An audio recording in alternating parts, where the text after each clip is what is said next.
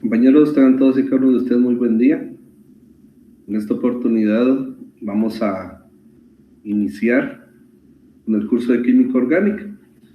Y no sin antes mostrar unos anuncios que la universidad quiere que ustedes tengan conocimiento, ¿verdad? En relación inicialmente a los laboratorios presenciales, a los laboratorios intensivos, ¿verdad? A los calendarios y principalmente que ustedes se puedan acercar a las sedes, ¿verdad? Para poder tener más información sobre ello.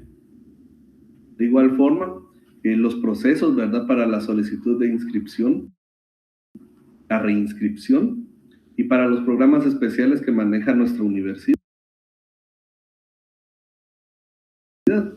Entonces, a través del código QR lo pueden escanear y de esta forma poder tener acceso a los documentos que acabo de hacerles referencia. Asimismo, un pequeño recordatorio sobre la validación, ¿verdad? Y la asignación de los formularios, y que esto se tiene una fecha límite, ¿verdad? Que es el 25 de julio, para que ustedes lo tengan en consideración, ¿verdad? Y puedan tener o hacerse el tiempo, ¿verdad? De poder tener todo en orden para la fecha requerida. Luego de poder mostrar esta pequeña información, me voy a tomar el tiempo para presentarme ante ustedes. Mi nombre es Gerson Eleazar Luna Pimentel. Yo soy ingeniero agrónomo y en esta oportunidad voy a tener el placer de contribuir nuevamente con la Universidad Rural de Guatemala a través de poder brindarles a ustedes el curso de Química Orgánica. El código que tiene asignado el presente curso es el CB020. Algo que ustedes ya conocen es que durante cada examen parcial, que son 2 exámenes parciales, se toman las primeras 5 semanas para el primer parcial. A partir de la semana 7, 5 semanas más, el segundo examen parcial, y para el último examen o el examen final, las últimas 4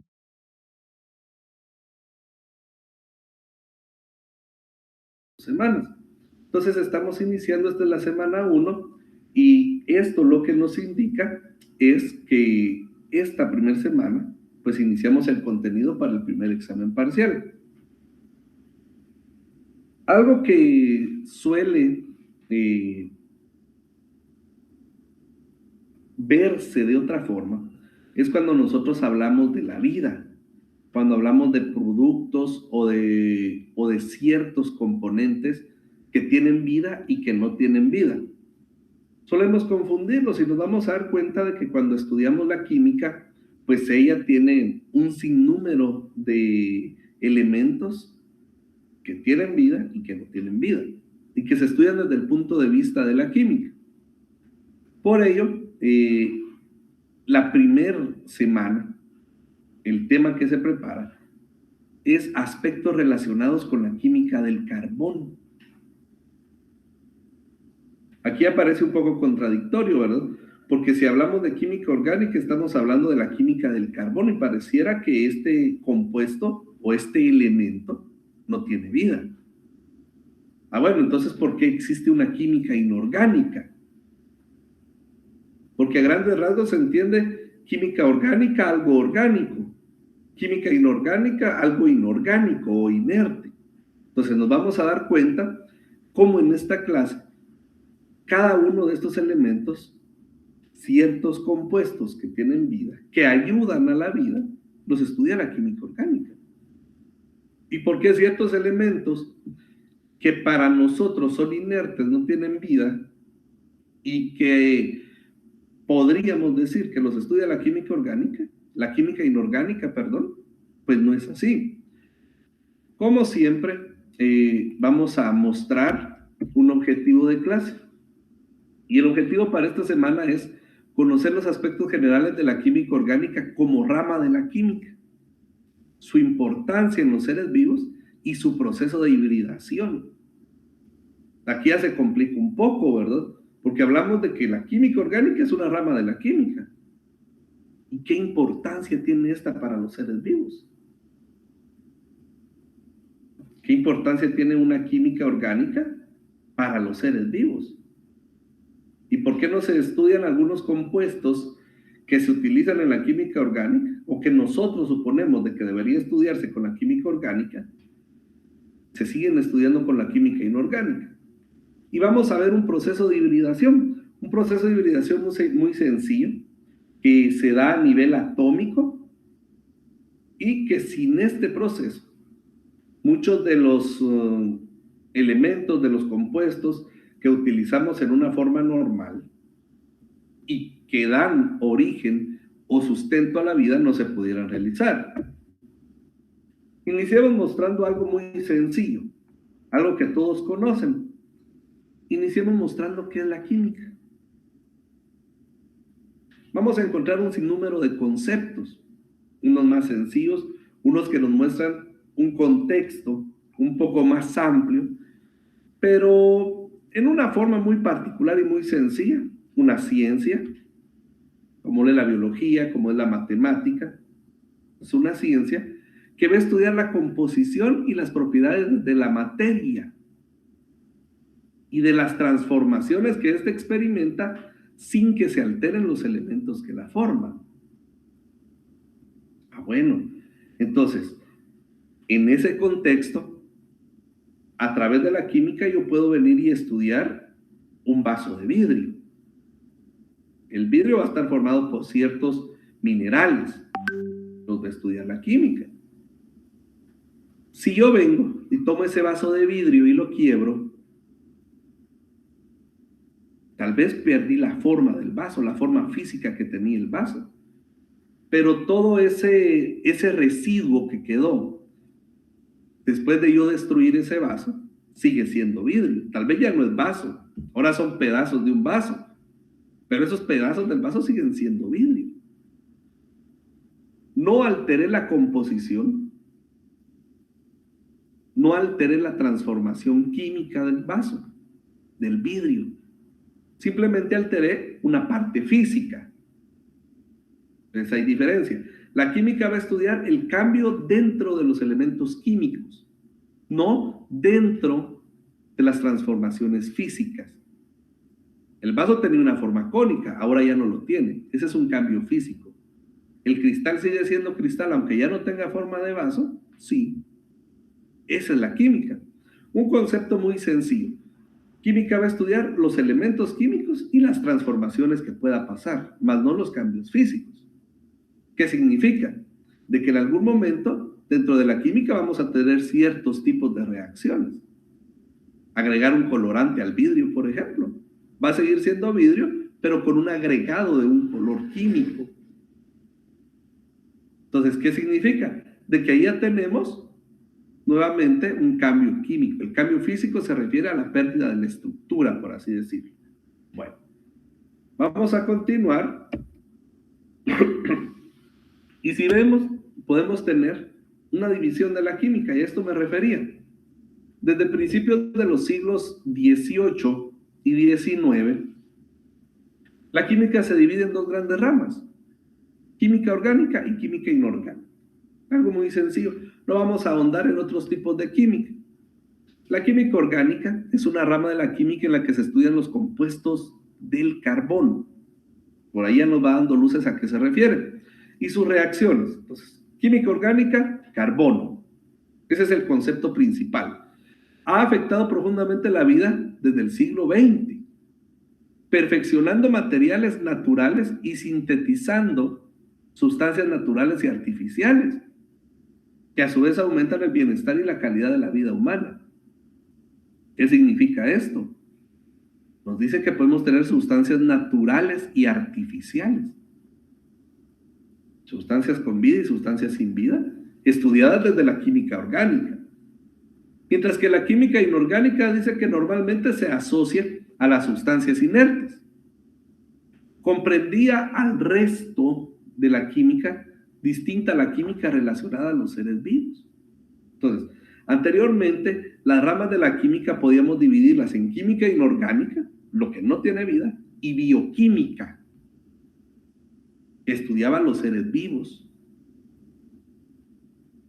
Pero aquí ya diferenciamos una química orgánica, y nos dice que la química orgánica se va a encargar del estudio de los compuestos naturales o artificiales que tengan dentro de su composición el elemento químico llamado carbono. Entonces, química orgánica estudia elementos a base de carbono. Ese es el concepto principal. Química inorgánica, elementos que no tienen vida o que están formados sin tener carbono dentro de su constitución. Ese sería el concepto el cual vamos a tratar de explicar a lo largo de la clase. Entonces, en ese sentido, para comprender mejor,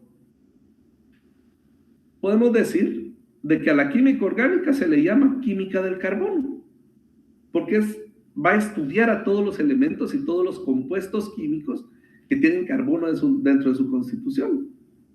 Esto implica que no necesariamente van a ser seres vivos, ¿verdad? Como lo dijimos anteriormente. Pueden ser seres naturales o seres artificiales. Estudia la preparación, la reactivación, propiedades y estructuras de estos tipos de compuestos. Algo que todos conocemos. Veamos este cuadrito. Alcohol. Lo estudia la química orgánica. Y es aquí donde podemos hacer referencia. ¿Por qué el alcohol lo estudia la química orgánica? Simple. Más adelante vamos a ver que dentro de la composición química, dentro de la estructura química del alcohol, lleva carbono. Entonces, como lleva carbono, lo va a estudiar la química orgánica. El agua. Bueno, pero el agua, los seres vivos no pueden vivir sin agua. Eso es lo que todos nosotros entendemos. Exacto. El ser humano, los seres vivos como tales, no pueden vivir sin agua. Pero ¿cuál es la composición química del agua? 2 partes de hidrógeno y 1 parte de oxígeno. Hidrógeno y oxígeno. No lleva carbono. Por lo tanto, lo estudia la química inorgánica. Lo mismo sucede con una piedra, con una roca.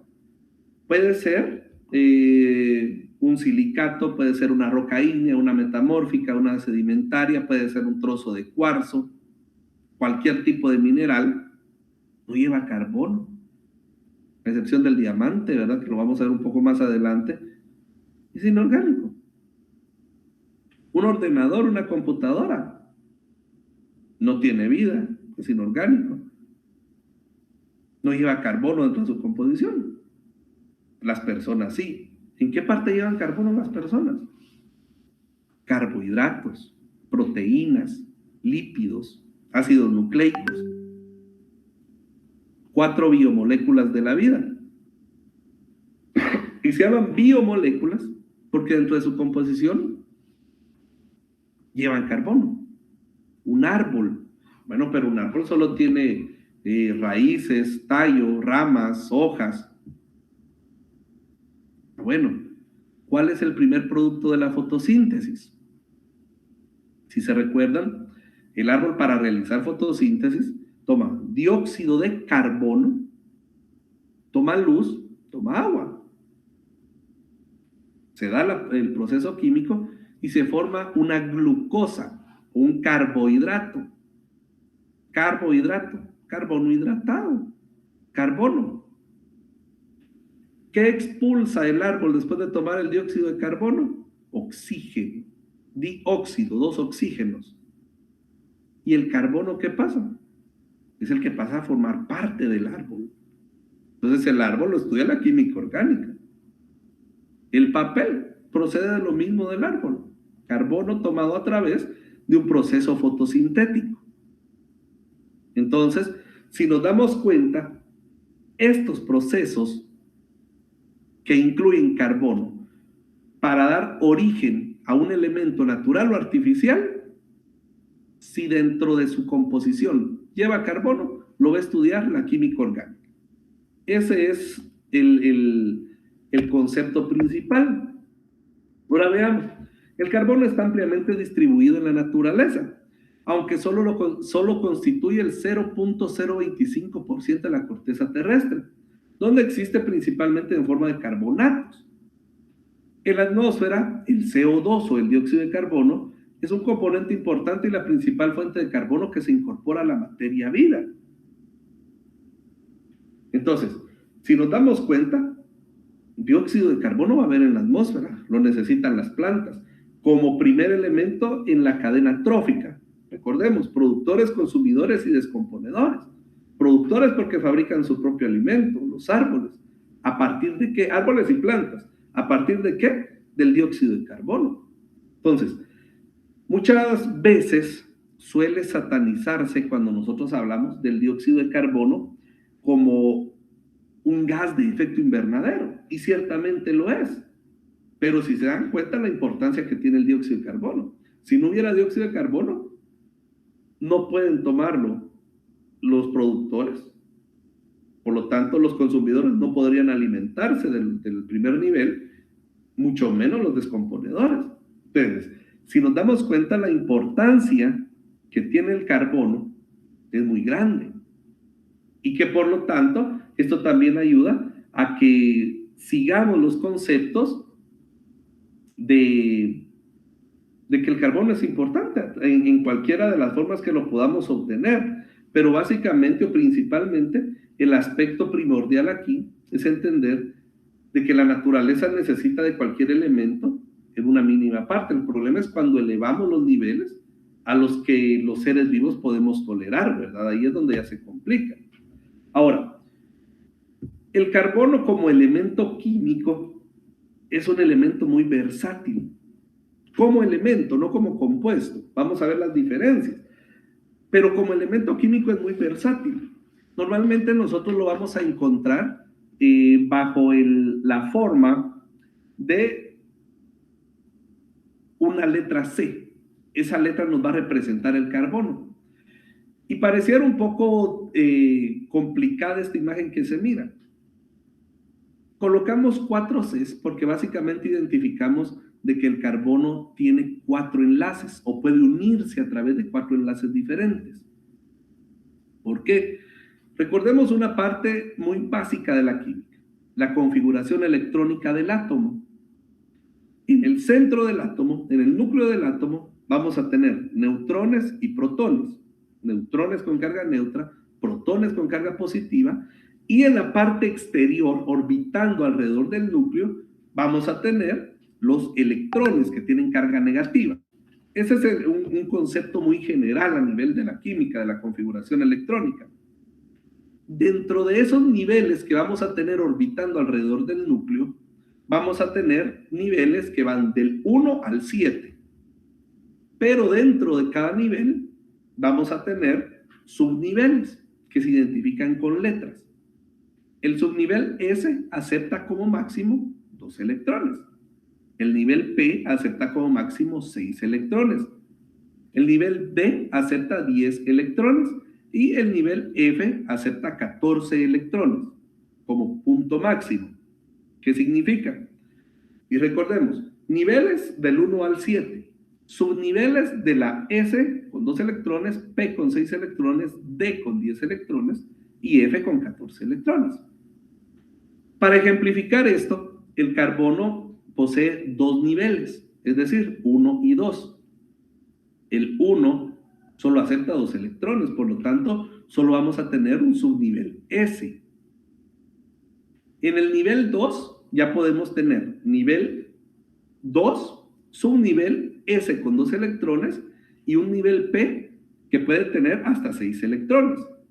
Es decir, en el nivel 2 vamos a tener hasta un máximo de 8 electrones, 2 del S y 6 del P. Ahora, la configuración electrónica del carbono nos dice que en la parte más externa vamos a tener los electrones de valencia, que son los que se van a unir o los que se van a tomar para unirse a otros elementos y formar ya un compuesto. Entonces, el carbono suele tener un proceso de hibridación que le permite mover un electrón a la parte más externa y poder hacer hasta 4 enlaces a la vez. ¿En qué forma? 4 enlaces simples, uniéndose a 4 elementos diferentes, brindando un electrón a cada uno de estos elementos. Unen 4 enlaces simples. Bueno, pero como tiene 4 electrones, también puede hacer un enlace doble Veamos la segunda C de izquierda a derecha, un enlace doble y dos enlaces simples. Cada línea representa un electrón. Entonces, también puede hacer dos enlaces dobles. ¿Por qué? Porque hay elementos que necesitan para unirse a él dos electrones. Entonces los puede tomar y unirse una vez a cada elemento a través de dos electrones. Pero también hay elementos que son un poco más complejos y que necesitan tres electrones para unirse. Entonces, si vemos la letra C en la cuarta posición de la izquierda a la derecha, vemos de que ahí tiene un enlace triple y un enlace sencillo. ¿Qué nos hace ver esto? De que se va a unir a un elemento a través de un enlace triple y a un elemento a través de un enlace simple. Entonces, el carbono puede tener hasta 4 tipos de enlaces diferentes, dependiendo la necesidad que haya de formar parte de estos elementos. Entonces, ahí la versatilidad que tiene este grupo. Ese proceso, porque si nos damos cuenta, hablábamos de un nivel 1S y de un nivel 2, en el cual íbamos a tener dos tipos diferentes de subniveles. Tenemos nivel 1, nivel 2, pero en el nivel 2 ya tenemos 2S con 2 electrones, está lleno, y el 2P, que significa el P que va a recibir hasta 6 electrones. Entonces, como este es el nivel más externo, y como estamos en el mismo nivel 2, el átomo de carbono es capaz de venir y realizar esto, una transferencia de un electrón. Y ese es el proceso de hibridación. Y pasamos de tener un nivel 2S completamente lleno con electrones a tener ahora un nivel P con un electrón más. Recordemos, este nivel P aún no está completamente lleno. ¿Por qué? Porque el nivel P acepta 6 electrones y aquí únicamente tenemos 3, ¿verdad? Pero básicamente la idea es de que comprendamos que la hibridación es eso, ese movimiento de electrones. Y es una característica muy particular que tiene el carbono para formar sus compuestos. Entonces, ya podemos hacer referencia a estos dos conceptos. Elemento químico es un tipo de materia constituida por átomos de la misma clase. En su forma más simple, posee un número determinado de protones en su núcleo. Protones, carga positiva, electrones, carga negativa. ¿Qué significa? De que un elemento químico va a tener igual número de electrones con carga negativa e igual número de protones con carga positiva. Va a estar niveladas las cargas. Por el contrario, un compuesto ya nos dice que cuando tenemos dos o más elementos y forman una molécula. Su composición química no varía. Entonces, al unirse siguen siendo hidrógeno y oxígeno, pero se unen a otro elemento. La partícula más pequeña de un compuesto se le llama molécula. Ahora vamos a ver algo. Consideremos el agua como un ejemplo muy común, muy sencillo. H2O. Tenemos dos elementos químicos, ¿verdad? Porque el hidrógeno es el mismo elemento químico, solo que aquí lo tenemos presente 2 veces, pero es el mismo elemento químico. Y el oxígeno, 2 elementos químicos, un hidrógeno y un oxígeno. Para formar el agua, ¿qué necesitamos? Que se unan los 2 hidrógenos y de esta forma vamos a tener H2. H2O, agua. Y vamos a tener agua, no importa en la forma física que la tengamos, en las nubes, en la humedad, agua en forma gaseosa.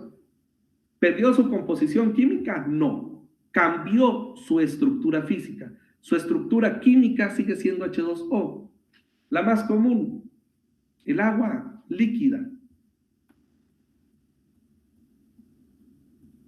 ¿Pierde su estructura química? No, sigue siendo H2O. ¿Cambió su forma física? Sí. Agua en forma de hielo, forma sólida. Vean el reacomodo de moléculas, cómo se da para formar esas formas físicas. Pero aunque cambie la forma física, aunque cambie el reacomodo molecular, sigue siendo H2O. Eso estudia la química. La composición química de las moléculas, más no la forma física que éstas puedan obtener. De ahí es que tenemos que de líquido a sólido podemos tener cambios físicos, pero no cambios químicos. De líquido a sólido, solidificación. De sólido a líquido, fusión o derretimiento. De sólido a gas, sublimación. De gas a sólido, cristalización o sublimación inversa. De líquido a gas, vaporización o ebullición. Y de gas a líquido, condensación o licuación. Cambios que experimente el agua, cambios físicos. Pasar de sólido a líquido a gaseoso, de gas a líquido. Físicos. Pero en cada uno de estos cambios que sufrió, la composición química de H2O no se vio alterada en ningún momento. Ahora, la química orgánica como tal siempre trató de dar respuesta a de dónde se originaba la materia. ¿Por qué? Porque anteriormente se consideraba que todo lo vivo procedía de un plano superior, procedía de algo divino. Muchos científicos intentaron dar respuesta a este concepto y uno de ellos fue Berzelius. Berzelius decía que los compuestos orgánicos solo podrían generarse a partir de una sustancia viva.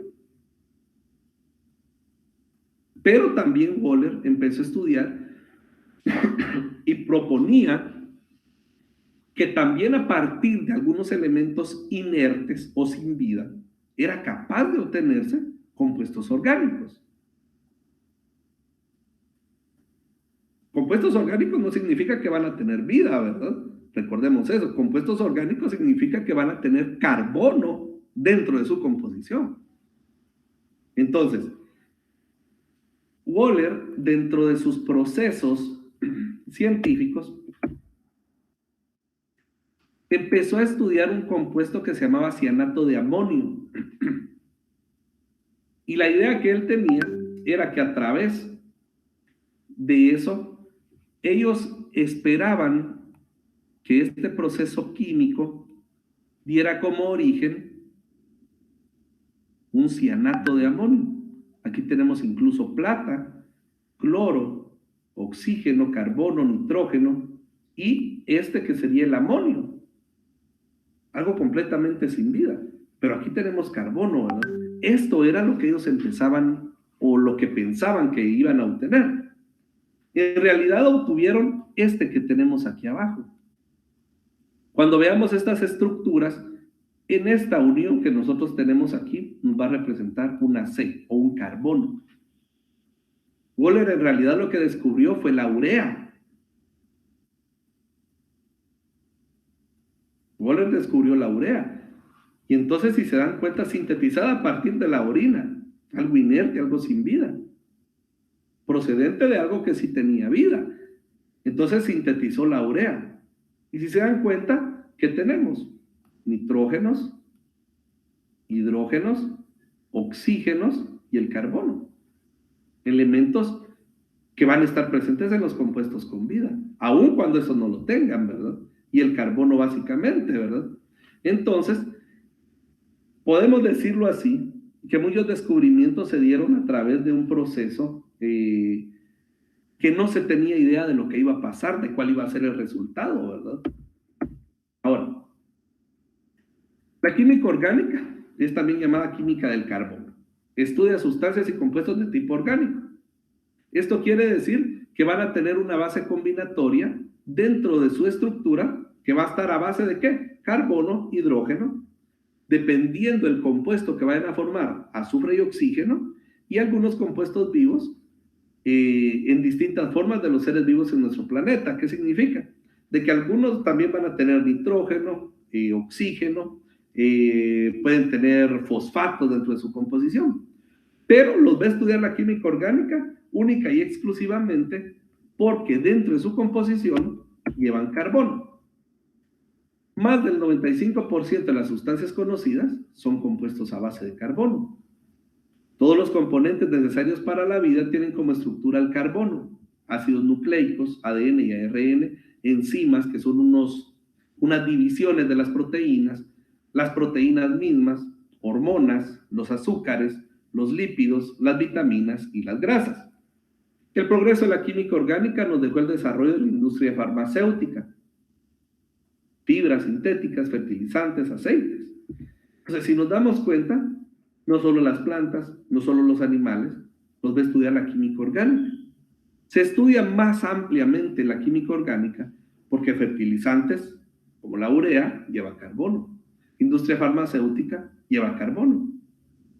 Por lo tanto, no solo ese concepto de que los seres vivos nacen, crecen, se alimentan, se reproducen, mueren, es el concepto para estudiar a través de la química orgánica. Ahora, ya entendimos que todos los seres vivos se estudian a partir de la química orgánica porque poseen moléculas orgánicas, proteínas, ácidos nucleicos, lípidos, carbohidratos. Las 4 biomoléculas de la vida. Todos ellos están compuestos por una base principal de carbono, aunque también la ropa, jabones, champús están dentro del carbono, dentro de la química orgánica. Elementos naturales y elementos artificiales, elementos con vida y elementos sin vida. Ahora bien, al inicio de la clase yo les mencionaba una parte sobre la fotosíntesis. Aquí tenemos el elemento que se forma cuando las plantas hacen fotosíntesis. Es una glucosa. La tenemos en las diferentes formas que la vamos a encontrar. Química nos explica una forma estructural, ¿verdad? ¿Qué es esto? Estos círculos grises nos muestran el carbono. ¿Cuántos tenemos? 6. Hidrógenos. Tenemos 12. Y oxígenos tenemos 6, que serían las ruedas rojas. Esa misma forma estructural la podemos representar en esta forma lineal. C6H12 o 6. Y en esta forma cíclica. No importa cómo lo encontremos, siempre vamos a tener la misma forma que nos representa la glucosa. ¿Y qué es la glucosa? Es el precursor de un carbohidrato, de un azúcar. Entonces, la planta convierte en glucosa para poder tener energía y seguir sus procesos vitales. Ese es el primer resultado de la fotosíntesis. Una glucosa y oxígeno que se expulsa. La glucosa queda dentro de la planta. Ahora bien, esta glucosa también la vamos a tener nosotros como seres humanos. La vamos a obtener a partir de ¿qué? De alimentarnos de los frutos de las plantas, por así decirlo, ¿verdad? ¿Por qué? Porque nosotros no podemos sintetizar esa glucosa. Entonces, nosotros lo obtenemos así, a través de un movimiento en la cadena trófica. La cadena trófica no es más que una forma cíclica de cómo los diferentes elementos que tenemos dentro de un grupo, de un ecosistema, se transfiere la energía o se transfieren las formas químicas. Un productor, que va a ser una planta, tenemos después los consumidores, un consumidor primario que se alimenta de la planta, un caracol, un ave que se alimenta del caracol, un consumidor terciario que puede ser un ser herbívoro o un ser carnívoro, como el ser humano o como otros animales, que se alimentan de los consumidores primarios y secundarios. Y por último, un descomponedor, que va a descomponer la materia cuando éstas mueran, todos los consumidores productores o los consumidores. Entonces, este descomponedor, ¿de qué se va a encargar? De descomponer la materia y de transformar nuevamente esa glucosa, que es un compuesto, en todos los elementos que lo componen. Carbohidratos, oxígenos, hidrógenos y carbono. ¿Por qué? Porque el carbono lo va a tomar nuevamente la planta va a tomar nuevamente hidrógeno, oxígeno. Por eso es un ciclo y es una cadena trófica. La respuesta es la habilidad del carbono para formar enlaces estables con muchos elementos. ¿Por qué el carbono es necesario para la vida? Permite formar al carbono una gran variedad de moléculas muy grandes y complejas.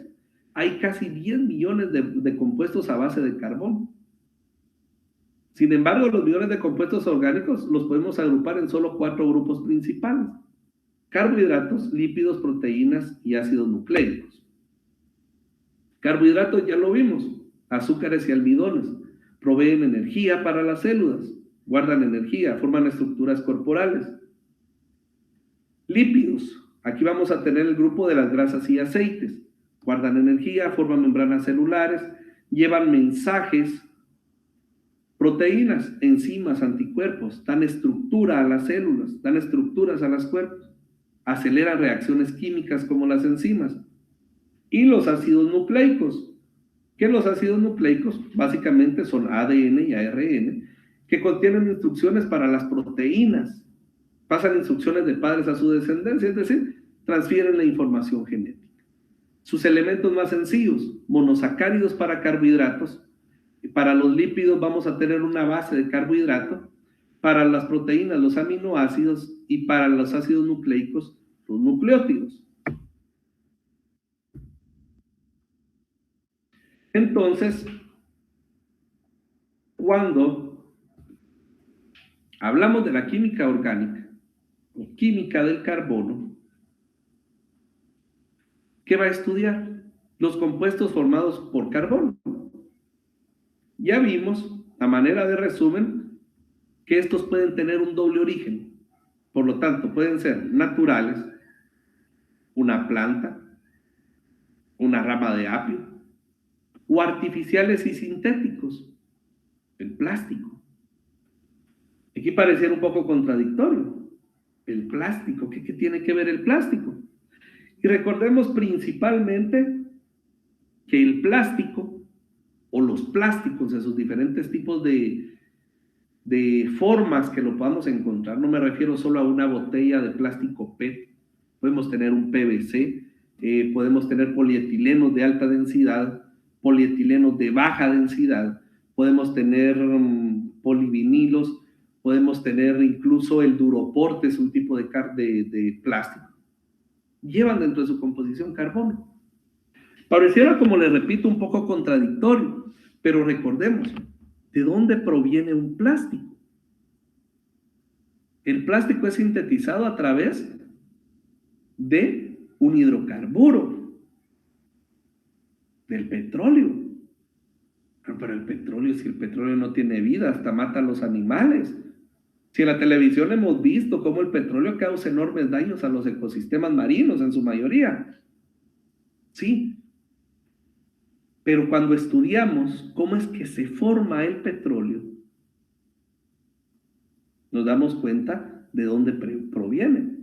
El petróleo se forma en el interior de la corteza terrestre debido a altas presiones y altas temperaturas.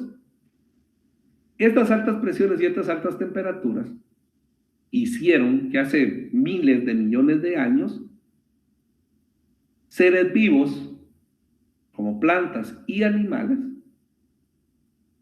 se descompusieran y dieran origen al petróleo. ¿Qué pasó ahí? La cadena trófica. La materia no se creó ni se destruyó, simplemente se transformó.